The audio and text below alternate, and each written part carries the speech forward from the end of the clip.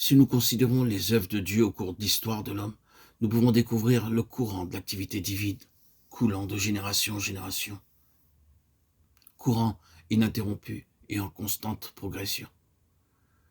Il y a quelque temps, j'ai été profondément impressionné alors que je méditais sur des écrits de Wesley. Dieu a fait une œuvre tellement grande par le moyen de cet instrument qu'il est peu probable qu'elle puisse être égalée aujourd'hui. Cependant, un fait est certain. Dieu a progressé depuis l'époque de Wesley. Le courant de l'esprit va toujours de l'avant. Le courant de l'esprit va toujours de l'avant. Oui, le courant spirituel est un courant qui s'élève et qui progresse en permanence, continuellement. C'est une croissance, une ascension infinie. Il y a un principe que nous devons bien considérer. Si dans votre génération vous répondez aux exigences de Dieu, vous serez alors porté en avant, dans le courant de son dessein.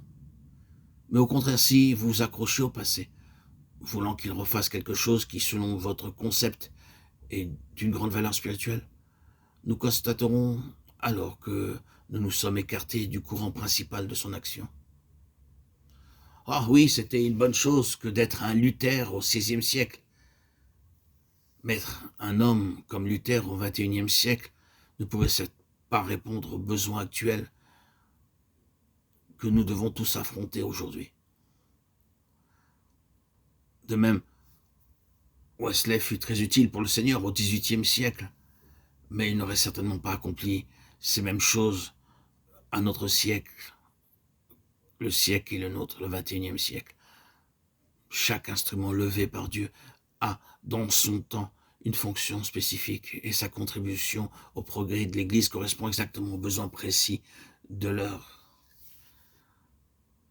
Mais cet instrument ne pourrait servir à l'édification de l'Église pour l'amener à un stade plus avancé de son développement.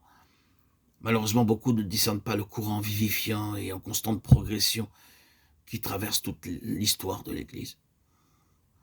Nous avons, de toute évidence, dans ce XXIe siècle, hérité des richesses des saints qui nous ont précédés et ont apporté leur contribution à l'édification de l'Église. Nous ne devons pas déprécier la grandeur de notre héritage. Et nous ne pourrons jamais assez remercier le Seigneur pour ses acquis. Ah, et cependant, si nous essayons d'être aujourd'hui un Luther ou un Wesley, nous allons tout droit vers un échec complet. Nous serons en dessous du dessein de Dieu à l'égard de notre génération, car nous rechercherons des choses du passé, alors que le courant de l'esprit coule vers l'avant. Dans la Bible, de la Genèse à l'Apocalypse, le mouvement de l'esprit va toujours de l'avant. Du début à la fin, nous découvrons la progression des œuvres de Dieu.